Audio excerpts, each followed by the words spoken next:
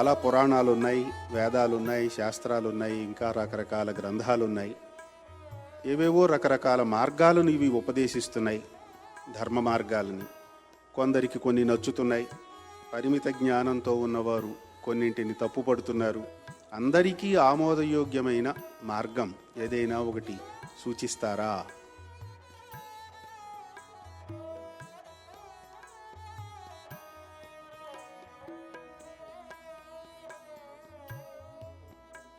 అందరూ అన్నీ తీసుకోవాల్సిందే, కాకపోతే అన్నీ అందరికీ సరిపోవు, సరిపోయేట్టుగా ఉండవు.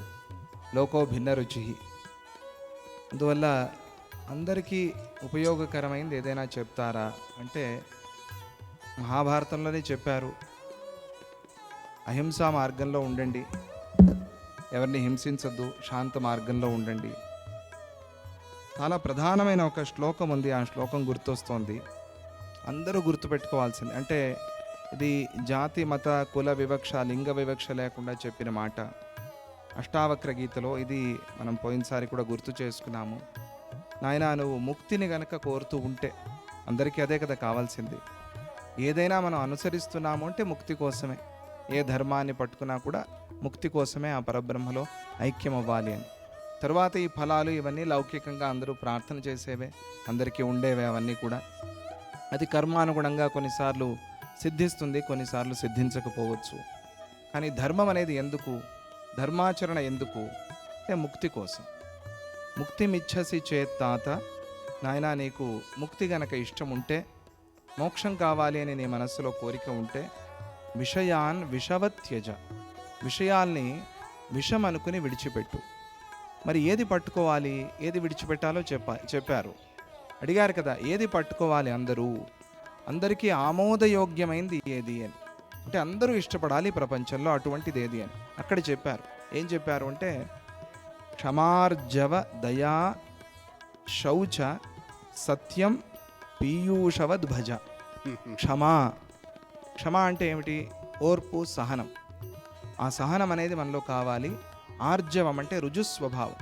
అంటే నువ్వు ఏది నమ్మావో, ఏ ధర్మాన్ని అయితే నువ్వు నమ్మావో, ఏ ధర్మంలో నువ్వు పుట్టావో, ఏది నీకు సద్గురువులు ఉపదేశం చేశారో ఆ మార్గంలో ముక్కుసూటిగా ఆ మార్గంలో నడువు. కొన్ని ఇబ్బందులు కష్టాలు వచ్చినా కూడా వాటికి భయపడవద్దు. ఆర్జవం రుజుస్వభావం అంటే న్యాయ మార్గంలో నడవాలి. ఎలాగైతే ఆ ట్రైన్ ట్రాక్ మీదే వెళ్తుందో, ఇప్పుడు ఈ కాలంలో పట్టాలు తప్పుతున్నాయి, అది వేరే విషయం. ఎక్కువగా పట్టాలు తప్పే ట్రైన్లే ఉన్నాయి. పట్టాల మీద నడిచే ట్రైన్ల కన్నా తప్పే ట్రైన్లే ఎక్కువగా ఉన్నాయి, రోజు న్యూస్లో చూస్తాం, అది వేరే విషయం. కానీ పట్టాల మీద నడిచే ట్రైన్ లాగా నువ్వు పట్టాల మీదే ఆర్జవం రుజుస్వభావంలో నడవాలి, ముక్కుసూటిగా నడవాలి. క్షమార్జవ దయ కలిగి ఉండు. కంపాషన్ అంటారు కదా, దయ కలిగి ఉండు. క్షమార్జవ దయా శౌచ, ఎప్పుడూ శుచిగా ఉండు. నీ శరీరాన్ని, నీ పరిసరాల్ని, ఆ పర్యావరణాన్ని అంతా కూడా శుద్ధంగా ఉంచుకో. నీ మనస్సుని, బుద్ధిని కూడా శుద్ధంగా ఉంచుకో. శౌచం అది చాలా ముఖ్యమైనది. సత్య మార్గంలో నడు. ఈ ఐదుటిని అమృతం అనుకుని సేవించు అని చెప్పారు. ఈ ఐదుటిని ఎవరు పట్టుకుంటారో వారికి ముక్తి వస్తుంది. కాబట్టి అందరికీ ఖచ్చితంగా తీసుకోవటానికి యోగ్యమైనవి, ఆమోదయోగ్యమైనవి ఈ ఐదే. ఈ ఐదు అందరూ పట్టుకోవాల్సిందే ప్రపంచంలో. ఈ ఐదు పట్టుకుంటే అందరూ సుఖంగా ఆనందంగా ఉంటారు. అది ఆమోదయోగ్యమైన ధర్మం. దానికోసం ఇవన్నీ కూడా, ఈ కర్మలు ఆచరణలన్నీ కూడా చేస్తాము.